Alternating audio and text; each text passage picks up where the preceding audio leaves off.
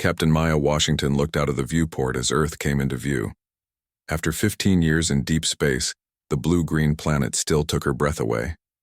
The USS Horizon, her command for the past decade, slowed as it approached the orbital station.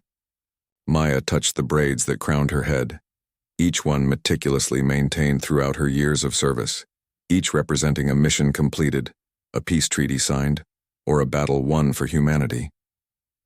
"Captain, docking procedures are complete," said Lieutenant Sam Pierce from the navigation console.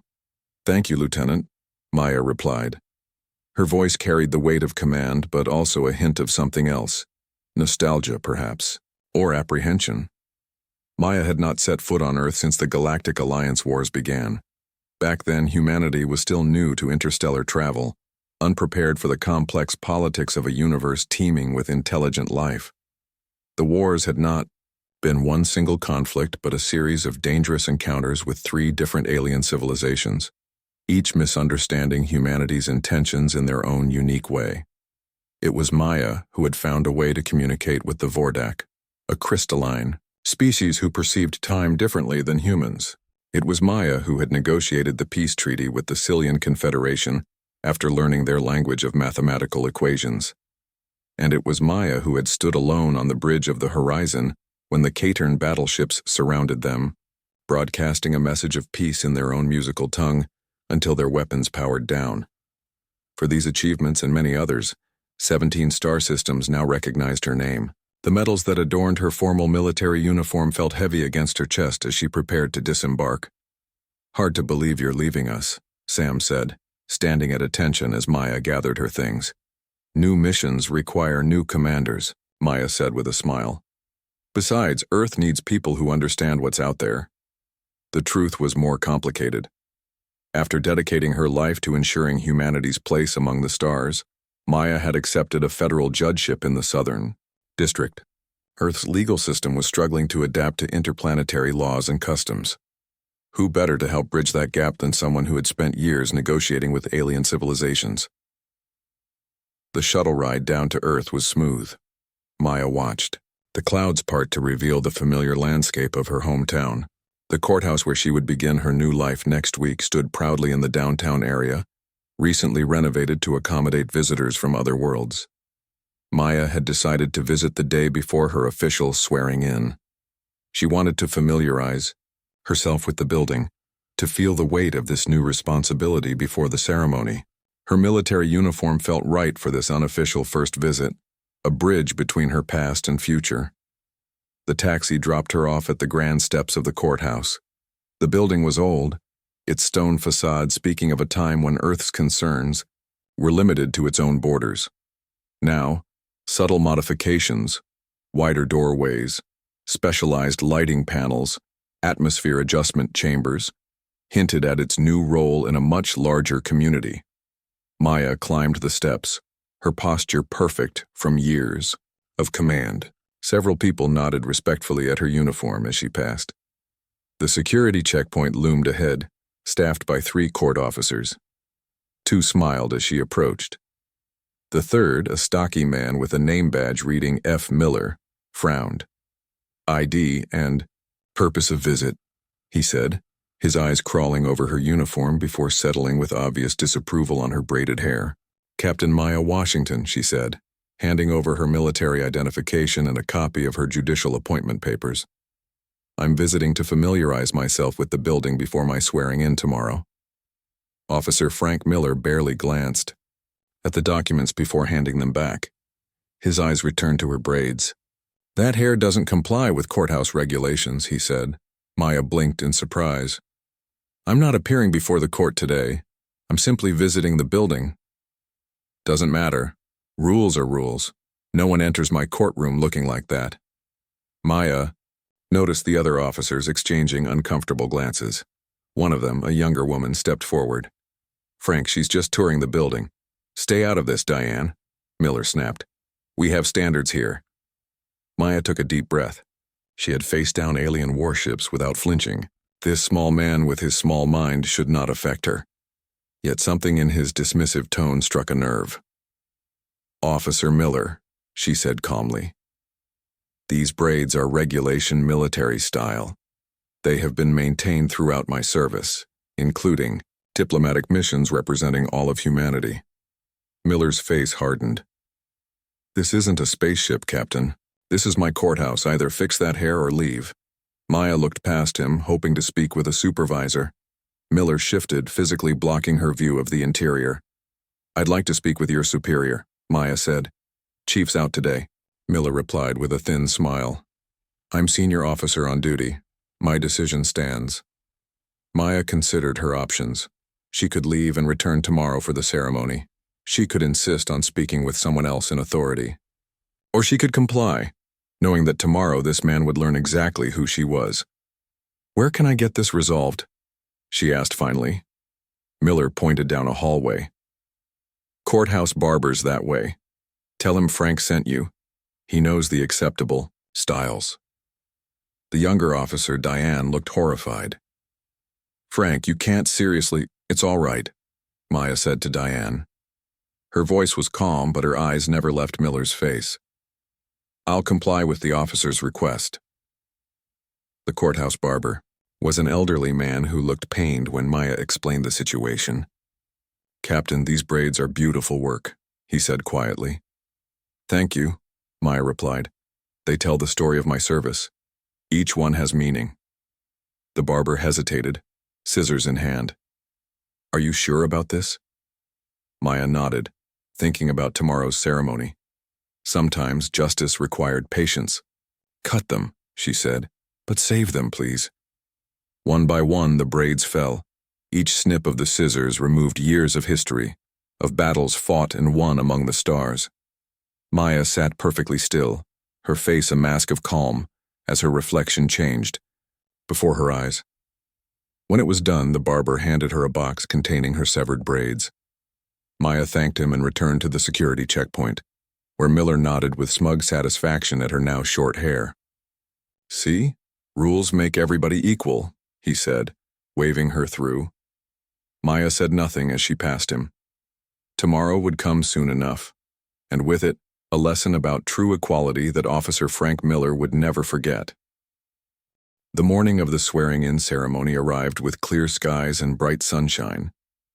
Maya Washington woke early in her hotel room, her hand automatically reaching up to touch her braids before remembering they were gone. The box containing them sat on the dresser, a reminder of yesterday's humiliation. She rose and prepared herself carefully. Today she would not wear her military uniform, but instead a formal black judicial robe that had been delivered to her room. Before putting it on, she dressed in a tailored navy blue suit. She looked at herself in the mirror, running a hand over her now short hair. Focus on the mission, she told herself, using the same words she had spoken before facing the K-turn, battleships all those years ago. At exactly 9 o'clock, Maya arrived at the courthouse. This time there was no security checkpoint to pass through. Instead, she was met at the side entrance by Judge Victoria Bennett, the chief judge of the district. Captain Washington, it is an honor to welcome you to our bench, Judge Bennett said, extending her hand. She was an older woman with silver hair and kind eyes that quickly turned concerned. I was told you had traditional braids. Did I misremember? Maya took a deep breath. No, you didn't misremember. There was an incident yesterday when I came to visit the courthouse. A security officer insisted I cut my hair to comply with courthouse regulations. Judge Bennett's expression darkened. That is absolutely unacceptable. Who was this officer? His name badge read F. Miller. Recognition flashed across Judge Bennett's face. Frank Miller, our head bailiff. She shook her head. Captain Washington, I cannot begin to apologize enough. There is no such regulation. This is completely inexcusable. I appreciate your concern, Maya said, but let's not let it overshadow today's ceremony. Judge Bennett looked like she wanted to say more, but nodded. Of course. But this will be addressed, I promise you. They walked together down a long corridor toward the main courtroom. Maya could hear voices from inside. The room was packed with people who had come to witness her swearing in. Among them would be representatives from the Galactic Alliance, including 3 alien ambassadors who had traveled specifically to honor her appointment. "Wait here," Judge Bennett said as they reached the courtroom doors. "I'll introduce you, then you'll come in." Maya nodded and stood tall, preparing herself. Through the partially open door, she could see into the courtroom. Her eyes widened slightly when she spotted Officer Frank Miller standing at attention near the judge's bench, dressed in a formal bailiff's uniform. He had no idea what was coming. Inside the courtroom, Judge Bennett approached the bench and called for order. The crowded room fell silent. "Ladies, gentlemen, and honored guests from across the galaxy," Judge Bennett began. "Today marks a historic moment for our judicial system. For the first time, we welcome to the federal bench someone who has not only served Earth with distinction, but has represented all of humanity in the far reaches of space." Maya listened as Judge Bennett recounted her accomplishments, her command of the USS Horizon, her diplomatic breakthroughs with the Vordak, the Cillian Confederation, and the Catern Empire. The judge described Maya's unique qualifications for helping Earth navigate its new role in the galactic community. "It is my great honor to introduce Captain Maya Washington, decorated veteran of the Galactic Alliance Wars, and now the newest federal judge of the Southern District." The doors swung open, and Maya walked in. The entire assembly rose to their feet, applauding. She kept her eyes forward, maintaining her military bearing as she approached the bench. As she passed the bailiff's position, she allowed herself one brief glance at Frank Miller. His face had gone completely white as recognition dawned. His mouth opened slightly, but no words came out. His eyes moved frantically between Maya's face and her now short hair, understanding crashing over him like a wave. Maya continued forward, without breaking stride. This moment wasn't about Frank Miller. It was about the role she was about to take on, about justice and understanding in an expanding universe. Judge Bennett administered the oath as Maya placed her hand on a book containing not just Earth's constitution but also the founding documents of the Galactic Alliance. She swore to uphold justice for all beings, regardless of their planet of origin or physical form. When the ceremony concluded, the courtroom erupted in applause again. Various dignitaries approached to offer congratulations. The 3 alien ambassadors came forward. One Vordak, whose crystalline form shimmered in the courtroom lights. One Cillian, whose multiple limbs moved in precise mathematical patterns. And one Catern, whose skin changed colors to express emotions. "Captain Washington," the Vordak ambassador said, its voice a strange harmony of tones, "your appointment brings hope to many worlds." "Judge Washington now," Maya corrected gently with a smile. As the reception continued, Maya noticed Frank Miller standing rigidly at his post. His eyes kept darting toward her, then away quickly whenever she looked in his direction. He had not left his position, but his discomfort was obvious to anyone who looked. Finally, as the crowd began to thin, Maya approached him directly. Miller stiffened even more if that was possible. Sweat beaded on his forehead. "Officer Miller," Maya said, her voice level and calm. "Judge Washington," he replied, his voice barely above a whisper. I didn't know. That I was to be a judge, or that rules should apply equally to everyone." Miller swallowed hard. "I want to apologize for yesterday. I made a terrible mistake." Maya looked at him steadily.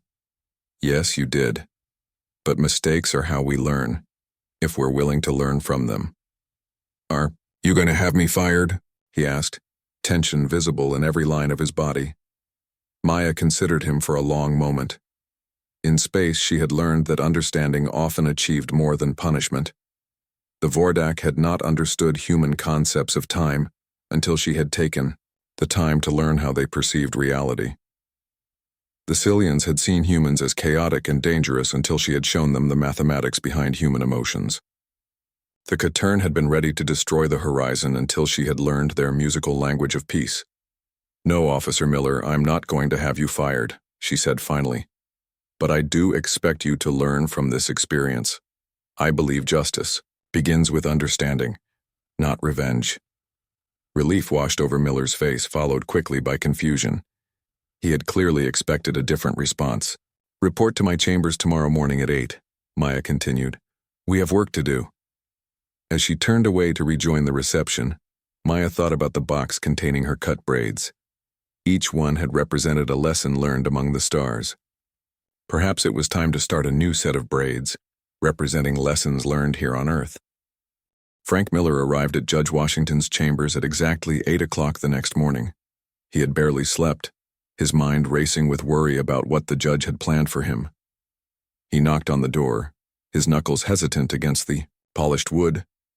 Enter, came Maya's voice from inside. Frank opened the door to find Judge Washington sitting behind a large desk, reviewing documents on a digital screen. The office was spacious but simple, with a few personal items arranged neatly, on shelves. Frank noticed a small box on a shelf behind the desk, the same box that contained her cut braids. His stomach tightened with shame. Good morning, Officer Miller, Maya said, gesturing to a chair across from her desk. Please sit down. Frank sat stiffly, his hands resting on his knees. Good morning, Judge Washington. Maya studied him for a moment before speaking. Do you know why I asked you here today? To discuss my punishment, I assume, Frank replied, his voice low. Maya leaned back in her chair. Not exactly. I want to understand something first. Why did you insist I cut my hair yesterday? Frank shifted uncomfortably. It was against regulations. Was it? Maya asked. Judge Bennett seemed unaware of such a regulation. Frank's eyes dropped to the floor. It was just always the way things were done. Professional appearances in the courthouse. And my military uniform and braids didn't look professional to you? Frank remained silent, unable to meet her gaze. Maya sighed. Officer Miller, I've spent 15 years in deep space. In that time, I've learned that misunderstandings often come from lack of knowledge. So let me ask you this. Do you know what my braids represented? Frank shook his head. Each braid was a story, Maya explained. In space military tradition, officers who serve on long-range missions often grow their hair.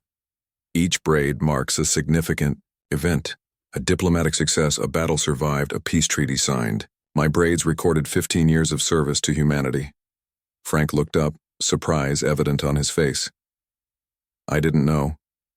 No, you didn't, Maya agreed. And that's the first problem we need to address. You made a judgment without seeking understanding. Frank nodded slowly. I'm truly sorry, Judge Washington. I believe you are, Maya said. But sorry isn't enough. Actions have consequences, Officer Miller. Frank braced himself, expecting the worst. As of today, you're being reassigned, Maya continued. For the next 3 months, you'll divide your time between your bailiff duties and community service. Community service? Frank asked, confused. Yes. At the Interspecies Cultural Exchange Center downtown, they run programs teaching humans about alien cultures and customs, and vice versa. You'll assist there 3 days a week. Frank blinked in surprise. This was not the punishment he had expected. Additionally, Maya went on, you'll attend a weekly seminar on cultural sensitivity and diversity, both human and non-human. Judge Bennett has approved this arrangement. Frank nodded, still processing. Is that all? Maya smiled slightly. No. You'll also be the primary bailiff for my courtroom. Your courtroom? Frank repeated, stunned. Yes, I believe in second chances, Officer Miller. And I believe people learn best when they face their mistakes directly. Frank didn't know what to say.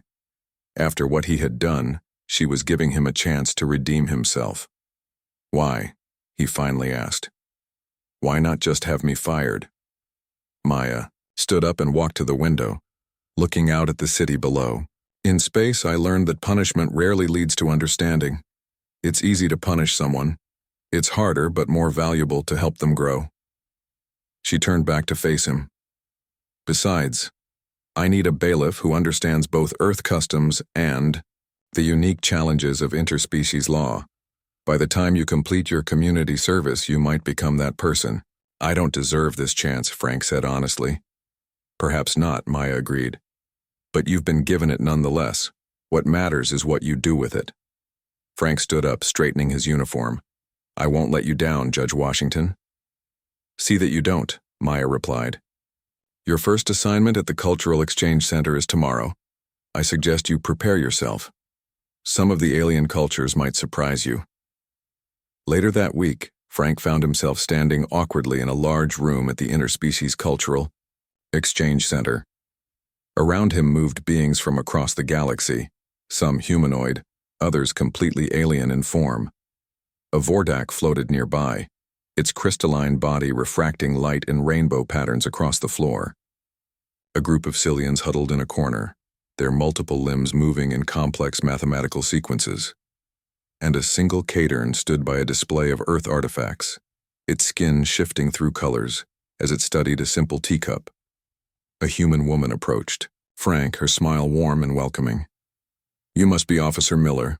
I'm Dr. Elena Rodriguez, director of the center. Judge Washington told me you'd be joining us.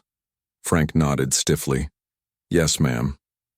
No need for formality here, Elena said. We're all just trying to learn from each other. Today we're hosting a cultural sharing session. Each species brings something unique from their culture and explains its significance.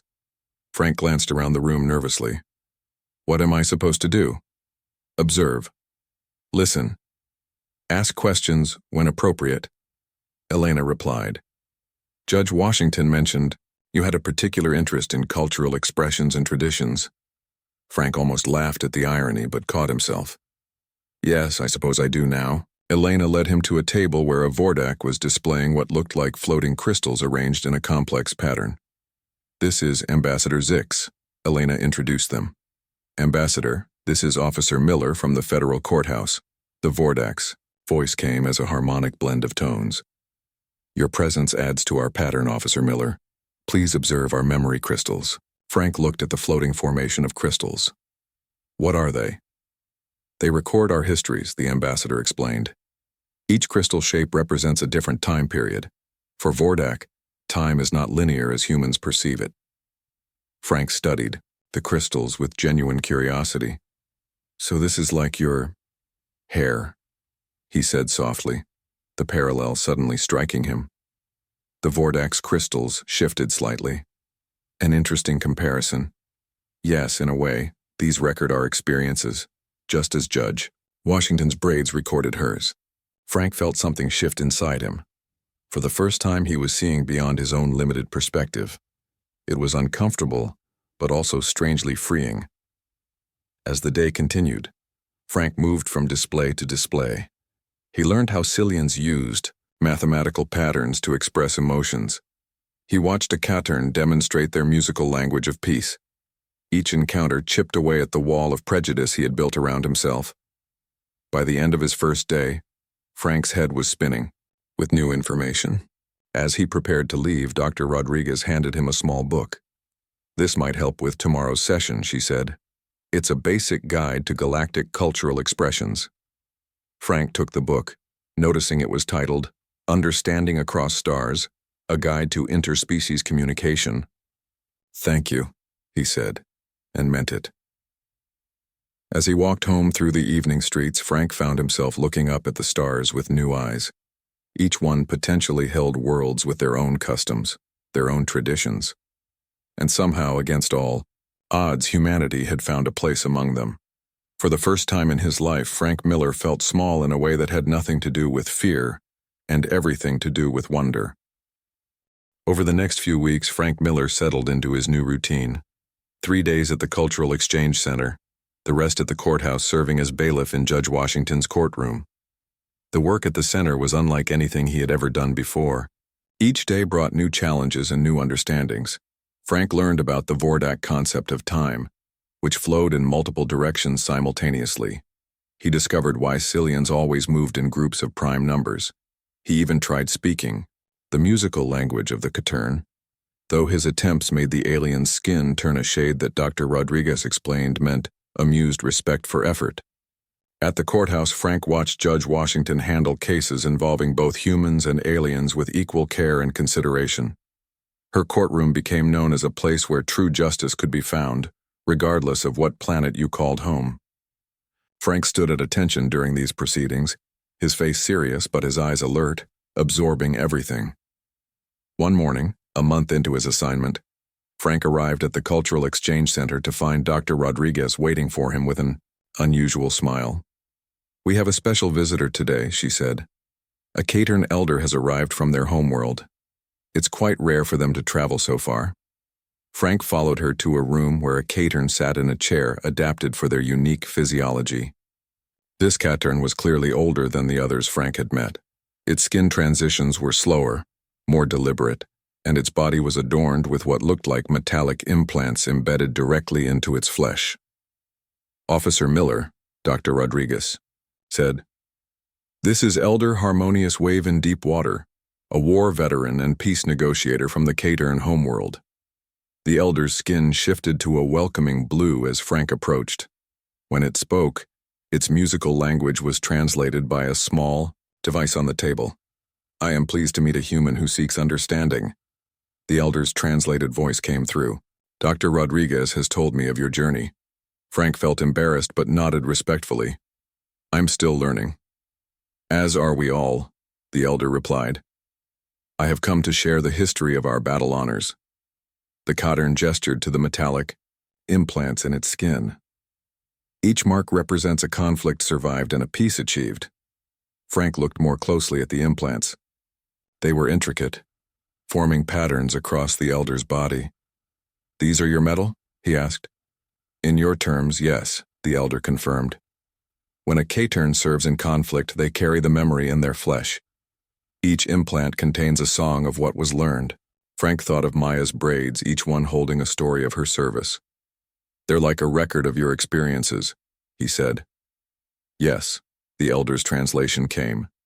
"Just as I understand, your Judge Washington carried her stories in her braided hair." Frank looked up in surprise. "You know about that?" The elder's skin rippled with what might have been a gentle laugh.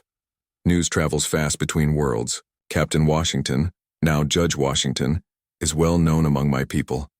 She learned our peace songs when many thought war was inevitable." The elder touched one of the larger implants on its arm. "This marks the day her ship broadcast peace songs to our fleet. She understood that to Caitern music is truth. No human had ever spoken to us so directly before."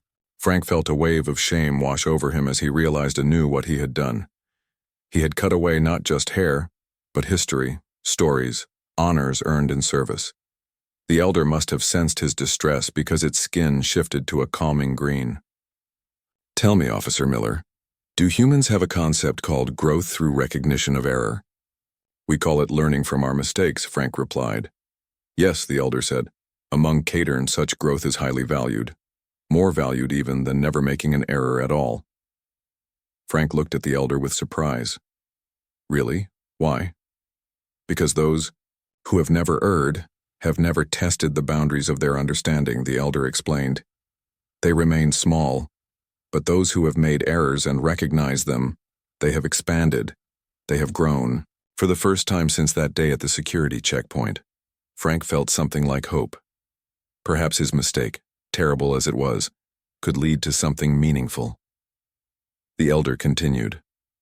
"In our tradition, when one causes harm, they may offer to carry a mark of remembrance, a reminder of the lesson learned." Dr. Rodriguez, who had been quietly observing, spoke up. "Elder, are you suggesting what I think you are?" The Caitern's skin shifted to a formal purple. "If Officer Miller wishes, I would share the tradition of remembrance marking, a small implant similar to what humans call a tattoo, but with deeper significance." Frank's eyes widened. "You would do that for me? Even after what I did?" "Because of what you are doing now," the elder corrected. "Learning, growing, expanding." That evening, Frank returned to the courthouse deep in thought. Judge Washington was working late in her chambers when he knocked on her door. "Enter," she called. Frank stepped inside, standing at attention as usual. Maya looked up from her work with a small smile. "Officer Miller, how was the center today?" "Educational, Judge Washington," Frank replied. "I met a Caitern elder." Maya's expression brightened. Elder Harmonious Wave? I received word they had arrived on Earth. We served together during the peace negotiations. They told me about your peace songs, Frank said, and about K-turn battle honors. Maya nodded. Their tradition of marking experiences physically is profound. Each implant contains actual recordings of the events they commemorate. Frank took a deep breath. Judge Washington, I want to apologize again for what I did to your braids. I understand better now what they meant. I believe you do, Maya said quietly. The elder offered to give me a remembrance mark, Frank continued. A small implant, like their battle honors, but to remind me of what I've learned. Maya studied him carefully. That's a significant honor from a K-turn. They don't offer such things lightly. I know, Frank said. I wanted to ask if you would consider it appropriate, or if it would seem disrespectful, like I'm trying to make your loss about me. Maya was silent for a long moment, considering. Then she stood and walked to the shelf where the box containing her cut braids sat. She opened it, looking down at the carefully preserved braids inside. Officer Miller, she said finally, growth requires honesty, both with others and with yourself. If you are seeking this mark as a way to remember and honor what you've learned, then I support it. Frank nodded, relief washing over him. Thank you, Judge. As he turned to leave, Maya spoke again. Frank? He stopped, surprised by her use of his first name. Yes, Judge. My braids will grow back, she said with a small smile. And when they do, each one will tell a new story. Perhaps one of them will be about a bailiff who learned to see beyond his own limited understanding. Frank felt something tighten in his chest. Not shame this time, but something closer to pride. I'll try to be worthy of that story, Judge Washington. As he left her chambers, Frank looked out the courthouse windows at the night sky. Somewhere out there were worlds he had never imagined, filled with beings whose experiences and traditions were as meaningful and sacred as his own. For the first time in his life, the vastness of space didn't make him feel afraid or defensive. It made him feel part of something much bigger than himself. 6 months passed since Judge Maya Washington had taken the bench. Her courtroom had become known throughout the district as a place where justice was served with wisdom and understanding. Cases involving interspecies disputes were often transferred to her court, where her experience with alien cultures proved invaluable. Frank Miller continued his duties as her bailiff. The small K-turn remembrance mark on his wrist was barely visible beneath his uniform sleeve, a subtle metallic implant that contained a recorded song in the K-turn language. The song, as Elder Harmonious had explained, told of growth and learning. Only Frank could activate it, a gentle touch causing the implant to vibrate with a melody only he could hear, reminding him of his journey. On this particular morning, Frank stood at attention as Judge Washington entered the courtroom. Her hair had grown back considerably over the months, and she now wore it in shorter braids that framed her face. Each new braid, as she had promised, told a new story. All rise, Frank called as Maya took her seat at the bench. Today's case was significant, the first major property dispute between a human corporation and a Vordak collective. The human company claimed ownership of a small asteroid rich in rare minerals. The Vordak argued that they had been using the asteroid as a time anchor for generations, a concept difficult for humans to understand but vital to Vordak culture. As the lawyers presented their arguments, tension filled the courtroom. Outside, protesters had gathered. A small but vocal group of humans carried signs reading, "Earth First" and "Human Jobs Matter." They opposed any alien claims to resources in Earth's solar system. Frank watched as Maya listened carefully to both sides, asking thoughtful questions that showed her deep understanding of both human law and Vordak concepts of time and space. Her ability to bridge these different worldviews was remarkable. During a brief recess, Frank checked the security feeds. The protesters outside had grown more agitated. He requested additional officers as a precaution before returning to the courtroom. When court resumed, Maya prepared to announce her ruling. The room fell silent. After careful consideration of both human property law and Vordak temporal rights, she began, I find that this case represents a new category of dispute, requiring a new approach. She outlined her decision. The human company would receive mining rights to the asteroid's resources, but would be required to preserve the specific formation that the Vordak used as their time anchor. Additionally, the company would need to coordinate with the Vordak on the timing of their operations, working around the periods when the Vordak needed to access the asteroid. This ruling recognizes both the economic interests of humanity and the cultural needs of the Vordak, Maya concluded. We share this solar system now. We must learn to share its resources in ways that respect all parties. The human lawyers looked satisfied, if not entirely pleased. The Vordak representative's crystals glowed with what Frank had learned to recognize as acceptance. As Maya prepared to adjourn the court, a commotion erupted outside the doors. Frank moved quickly toward the disturbance just as the doors burst open. A man pushed past the security officers, his face red with anger. No alien has rights in our system, he shouted, rushing toward the bench. Frank reacted instantly. He moved to intercept the man, placing himself between the intruder and Judge Washington. The man collided with Frank and they both tumbled to the floor. Frank felt a sharp pain in his side but managed to restrain the attacker until additional security officers arrived to take him into custody. Only when the man had been removed did Frank realize he had been injured. A small knife had pierced his uniform. Officer Miller needs medical attention, Maya ordered, her voice calm but urgent.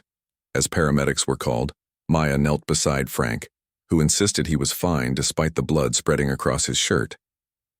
You put yourself in danger, Maya said quietly. Frank managed a small smile.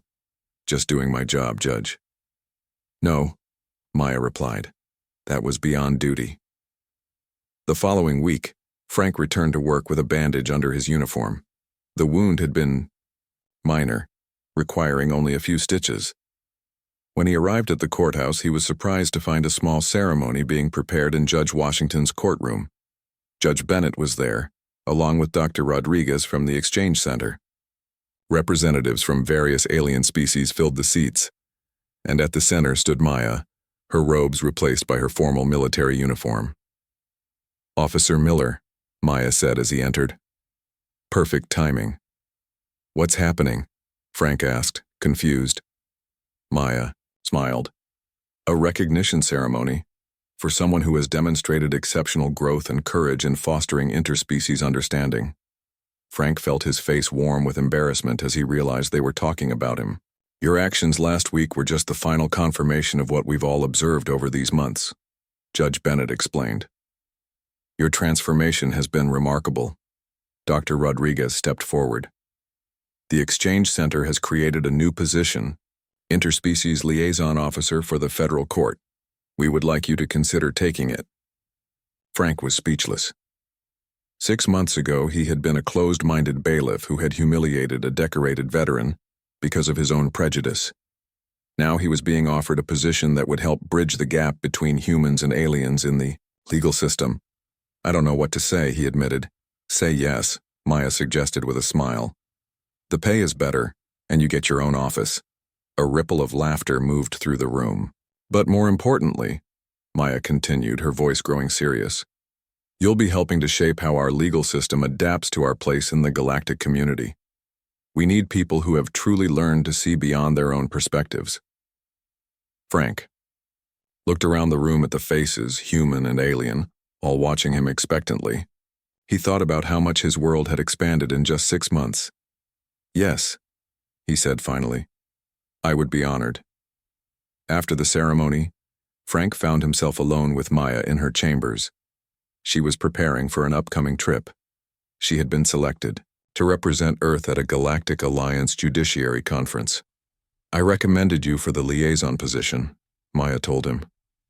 The committee was impressed by your progress reports from Dr. Rodriguez. Frank nodded. Thank you for giving me the chance to learn. Most people would have just had me fired that day. Maya touched one of her new braids thoughtfully. In space, I learned that the hardest victories are often won through understanding, not force. The same is true here on Earth. She reached into her desk and pulled out a small box, similar to the one that had held her cut braids. "I have something for you." Frank opened the box to find a simple braided cord. "On the horizon, we had a tradition," Maya explained. "When someone completed a significant personal journey, the crew would create a braid to commemorate it. This one represents your journey." Frank held the braid carefully, moved by the gesture. "I'll keep it with me always." As he prepared to leave, he paused at the door. "Judge Washington, Maya, I just want you to know that I'm truly sorry for what I did, but I'm grateful for where it led." Maya smiled. In the K-turn language, there's a concept called the fortunate mistake, an error that leads to greater wisdom than success would have. Perhaps that's what we found here. Frank touched the remembrance mark on his wrist. Perhaps we did. Outside the courthouse, Frank looked up at the stars beginning to appear in the evening sky. Somewhere up there, the USS Horizon continued its mission of exploration and diplomacy. And here on Earth, in his own small way, Frank Miller was now part of that same mission, building bridges between worlds, one understanding at a time.